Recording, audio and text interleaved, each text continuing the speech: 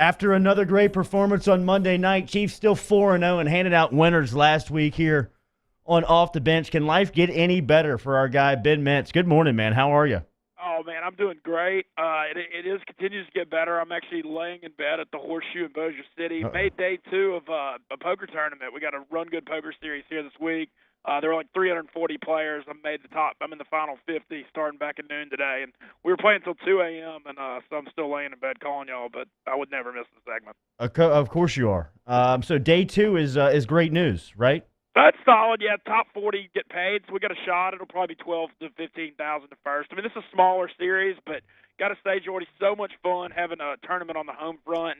I'm doing the radio show at the Horseshoe Dare Pool, having a big barbecue and beer thing today too. So fantastic. Mintzy, living life. Well, so Rivers tells me you were injured, but she wouldn't tell us what happened. Says she was going to wait for you to break it live here on the show. What's going on? So, T-Bob, I feel like I'm sure you had some games where you were, got banged up in practice or whatever. I have like an ankle monitor on me laying in bed right now. I went to my buddy's show at the Revel in Shreveport on Tuesday, and I think I jumped about 6 inches in the air dancing in the front row, maybe 7 inches if we're being generous, and I landed and just rolled my ankles so bad. Oof. No, the 35-year-old one-man dance party in the front row, dude. I think a lot of people might have seen it too, but it was a good pain. Wait, so after you twisted the ankle, how'd you play it off? Oh man, I didn't fall, and the rest of the show, the concert was so good, man. I mean, I still had a lot of fun. I just leaned on the front rail and just rocked the whole time and just limped around the last 2 days since. But the show was so good, I'd still say it was worth it. All right, still chasing music here. Drop His Panic, Drop His Widespread Panic. Last week, Mintzy, I've been promoting 6-0, but you were actually 5-0-1. I know you probably want to get at the Cleveland Browns. No, I want to get at the refs. Yeah, stellar week last week. Can we do it again? Well, look, I'm not going to promise undefeated weeks, but I will say that last week on this segment, I remember T-Bob, I heard something about being disconcerted, and then and I remember I replied that it's a long season, fellas, and we're about to get these guys. So I felt pretty excited about how last week went. Let's hop to it, and let's get after it. And we'll start with the game. Last week, I got my vengeance on Stanford last week. I was so happy about Notre Dame spanking them 38-17 because that Stanford-Oregon game was just a crime 2 weeks ago. Still talking about it. This week, we're actually following up in a different way. All of a sudden, the new national narrative is Notre Dame is like a national playoff team. Notre Dame's got a brutal trap game on the road. It's a 6.5-point favorite in Blacksburg, Virginia, Saturday night. Virginia Tech coming off a win. They had a horrible loss to Old Dominion 2 weeks ago, but they had a big win at Duke last week, 31-14, and man, I'm just not ready to get the anointing oil out yet on the Irish. So we're back in Virginia Tech, 6.5-point home dogs, Saturday night in Blacksburg. We're jamming in their stand, man. Play number 2. Play number 2 is also a college football play. A lot of this has to do with we're catching Wisconsin's coming off a bye week. 2 weeks ago, they won 28-17 in an ugly game at Iowa.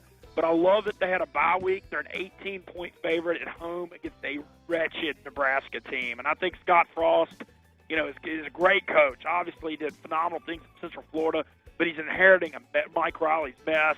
And Wisconsin coming off a bye week, I think that they cover the 18 pretty easily here. So that's the second play is Wisconsin minus 18. Whiskey minus 18. All right, play number 3.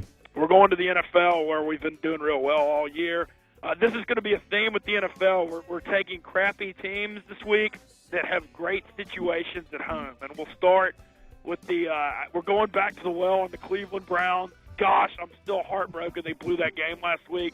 But Baltimore, Cleveland's a 3-point home underdog to the Baltimore Ravens. Baltimore kind of beat a floundering Pittsburgh team on Sunday Night Football. I feel like that always gets overvalued when you win on Sunday or Monday night.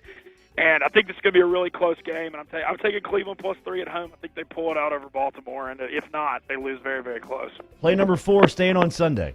Staying on Sunday. Oh, here's another fun one. So I broke the Denver Broncos' hearts on Monday night with my left-handed passing and the big touchdown at the end. And I think Denver's going to be reeling after losing a huge division game on Monday night to my Kansas City Chiefs to fall to 2-2. Now they get the short week, fly across country for a non-exciting noon game against the New York Jets. I don't think Denver shows up here on the road in the East Coast. I think Case Keenum makes a lot of mistakes. And while I'm no big fan of the Jets this year, I just think they catch Denver in a great spot. So we're going to take the Jets. What's his number on that? What's the number there? Jets by 1. Jets -1. Ooh, so basically just. All right, last, or we got the fifth play of the weekend. Fifth play. Two more. Here's another theme. I'm kind of starting this trend on this one. I think that San Francisco was so hyped this year, the Niners, because of the Garoppolo thing, because he went 5-0 in their last 5 games. I'm a huge Kyle Shanahan fan, and I thought C.J. Beathard played last week as good as Garoppolo has been playing anyway. And people are acting like the Niners lost a Hall of Fame quarterback and won't win a game without him. I mean, Garoppolo's played like 9 games in his career. I think it's a little ridiculous.